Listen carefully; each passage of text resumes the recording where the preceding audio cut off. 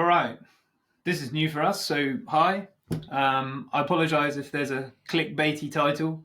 That's not my doing. You can thank Chris for that.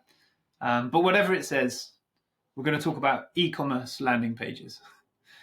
So many still getting this wrong, or even worse, not using them. I know you're busy. You've got GA4 to sort. You've got new products to merchandise. You're making a Pop-Tart. I don't know, but they're different to product pages. They're different to the homepage. They have an intrinsic value to your e-commerce store. You should be using them. These are really high converting pages. And I like to call them experiential pages because we're taking the customer on an experience. Who's the king of experiential pages? Well, Apple. Have you ever looked at like a new iPhone launch? Then that is an e-commerce landing page. That is an experiential page.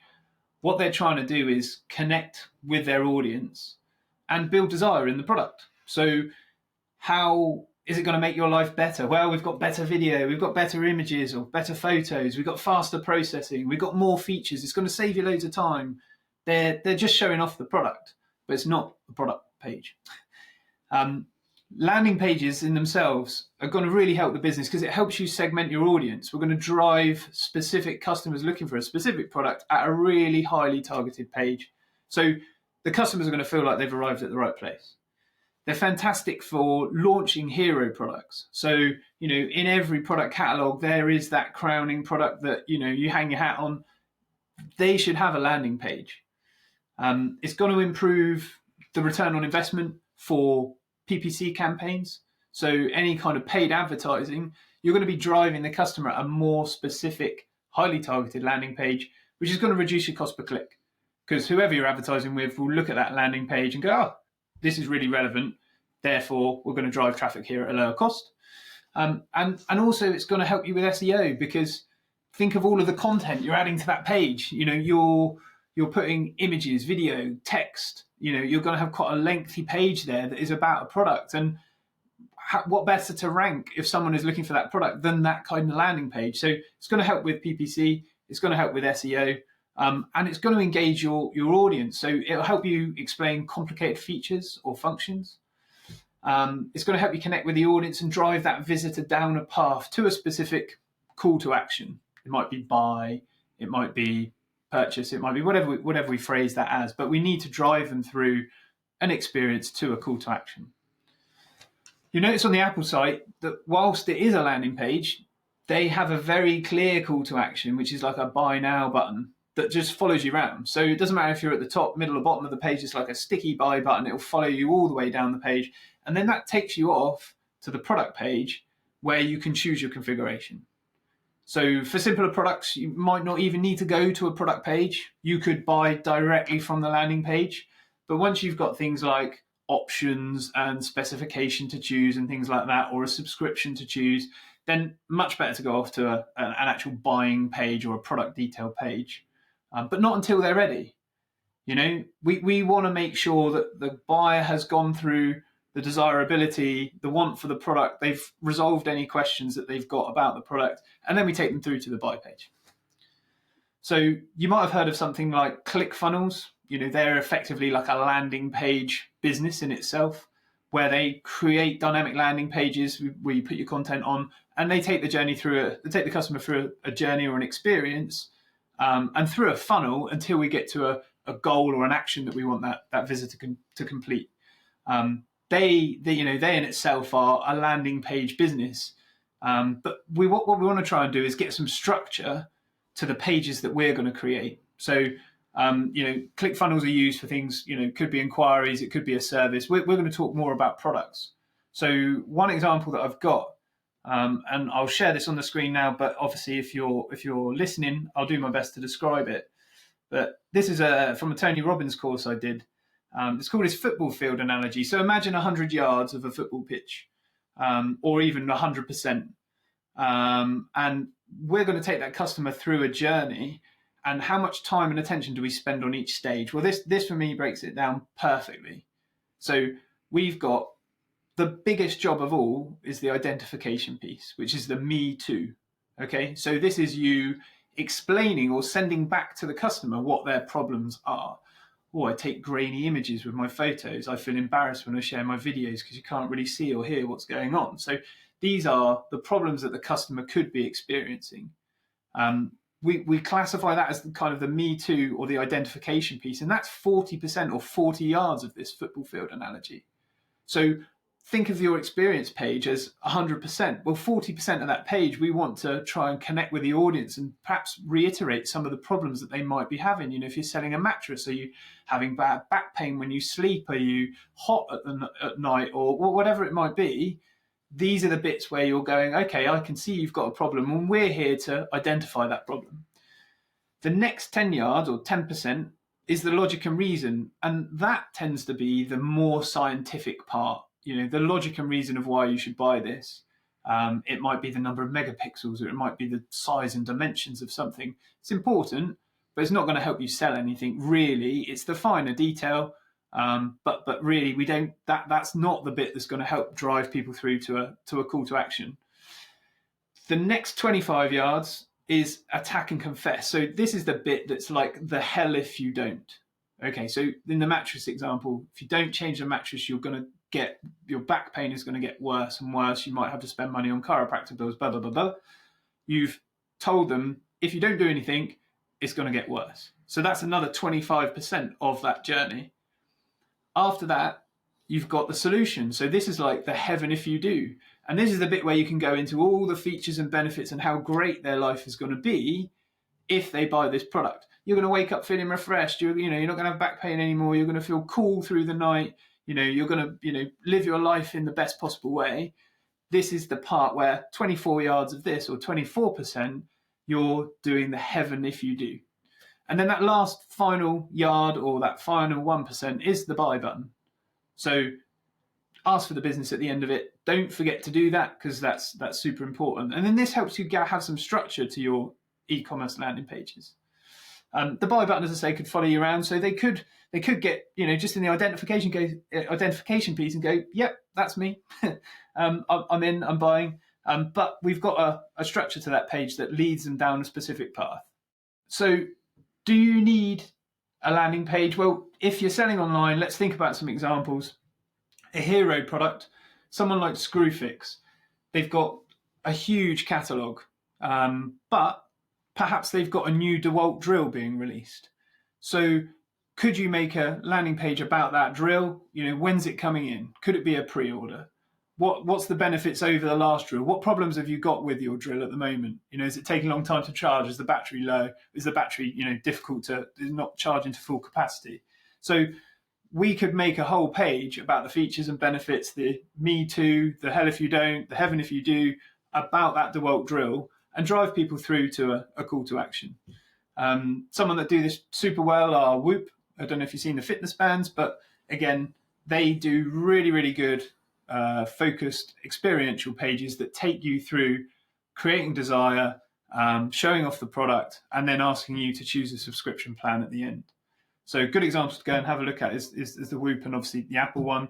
The DeWalt one would just be a good example of someone with a big catalogue being able to pinpoint that hero product.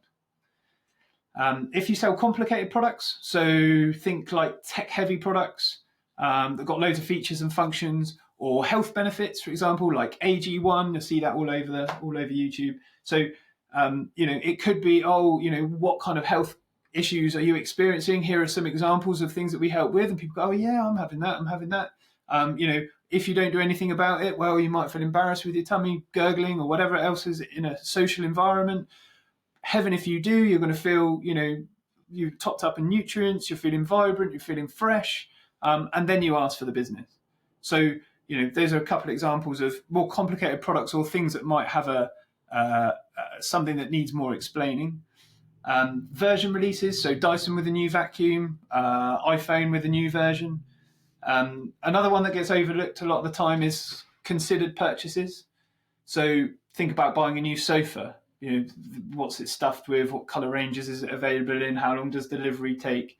There's plenty that you can do there. Something like watches or jewelry, you can go into the finer detail of things, the craftsmanship, any warranties, guarantees, those sorts of things. And this is where you add value. This is where you build a more solid connection with your audience. And this is where we can create that desire to lead them down to the call to action. So on your e-commerce landing pages, this is your chance to show off. What you can't do in a more rigid template, you can do here. So I know we have some flexibility on product pages, but they tend to be kind of more templated. Doesn't matter what platform you're using. But with an e-commerce landing page, you're talking about a blank canvas. So we can show off with lots of video, lots of content in that respect. It can be video about the product. It could be explainer videos. It could be demos of the product. This is, again, creating the desire. You could have 360 explorers that allow you to spin the product around and look at it from all angles, or view it in your home with AR or VR. You could have tables or charts. So maybe in a more like a B2B scenario, you might have safety information or things like that need to be addressed as part of that experience. When we do these pages, it's important that they're going to be quite long, but it's important that they create some haptics. They give you some feedback. So using HTML5 for interactions and rollover states and things moving will make that page feel like it's more alive and create a more immersive experience. You could use things like exploded diagrams. So if something has several layers to it, you can pull those layers apart and show the intricacies of the different layers. Or you can extrapolate features. I mean, iPhone do that brilliantly, don't they? So here's the camera, here's the screen, here's the case, here's the charging, here's everything else, here's the speakers. Pull out those features. The watch example is great for that. So yeah, really extrapolate features and images and go to town on those. There might be an opportunity to build some more trust. So that might be with user-generated content, so reviews from users or users with the product in situ. That could really help generate that trust. There might be colors or variants that you need to get across. So why not show the range of colors or show the range of sizes that the product's available in at that stage? Benefits over competitors is another block that might work. You probably want to do that in a tasteful way. It's not a chance to slay your competitors down, but it is a good opportunity to say, well, here's how our product scores against the best competitor on the market. So it's another good opportunity to do things like that. You may have got people you work with, so industry customers that you're proud to say that you're associated with, or you might have industry credentials that show that you're a regulated or approved seller or something. So another opportunity to build some trust there. You could have other blocks that talk about the delivery service, because if it's built to order or there's any kind of delay or lead time to your product, then again, explaining that and how it works and how they'll be kept informed might resolve some queries or questions that they have. And then this is a really good opportunity to shower the landing page with lifestyle. So Dolland and Aitchison did this years ago, where they said, oh, it's not the sausage, it's the sizzle. You sell the sizzle, not the sausage. And that's it. You're not selling the unit of what you're selling. You're selling the feeling that the person gets by having that unit. It's probably more in a B2C environment, but go back to Whoop. It's about you feeling better. It's about you optimizing your health. It's about you understanding how your body reacts to its environment. So seeing people using it in different environments, seeing people looking healthy, seeing people really sort of understanding that their lifestyle is going to be better from this is exactly what we want to achieve. So use lots of lifestyle images and lots of lifestyle photography. This shouldn't be a dumping ground for just all of this, get loads of content and dump it. Try and follow some structure. Try and have a flow, like the example I put with the Tony Robbins. And you can organize that content to achieve, building that connection and desirability through the page as the user scrolls down. Don't be afraid for these pages to be long. As I said, they're long by design. We're trying to create an experience. You can't create an experience in, the top half of one page. This needs to, be a fairly long page. And don't forget, browsing habits are massively different these days. People browse super, super fast. They spend longer on pages because these pages are longer, but they're going up and down, and there's more chance of you to connect with your audience or your visitor because you've got lots of different pieces. Something will catch their eye about your product, and they'll go, oh, yeah, that's why I need this product. It may not be the first thing, the second thing, or the third thing they see, or it may be a combination of seeing lots of things that make them want that product more. So don't be afraid to have long pages. Observe how quickly you browse things, and that will give you some indication of, how long your pages can be, and make sure that we're following that structure and asking for the business at the end. So asking for that business at the end, the call to action, well, if you were releasing a new product, like the drill example, it could be a pre-order. So it could say pre-order at the bottom as opposed to buy now, or the pre-order could follow you around, or it could just say buy now. Think about your call to actions, think about the wording. Your pre-order could be reserve now. That makes it feel more limited or more exclusive.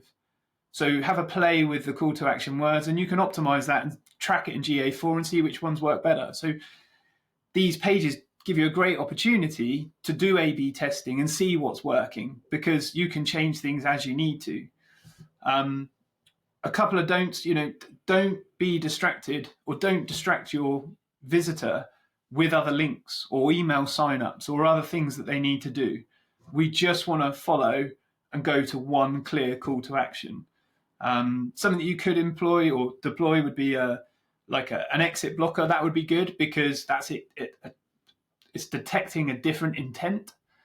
So when they detect that intent, show something else, because they're not going to click the call to action. But as for the page itself, try and avoid having newsletter signups, links to other pages, other things for the user to do other than follow that funnel and get to that call to action. Retailers who do this will be more successful. It's simple. It's that simple. Those that don't, well, if you always do what you've always done,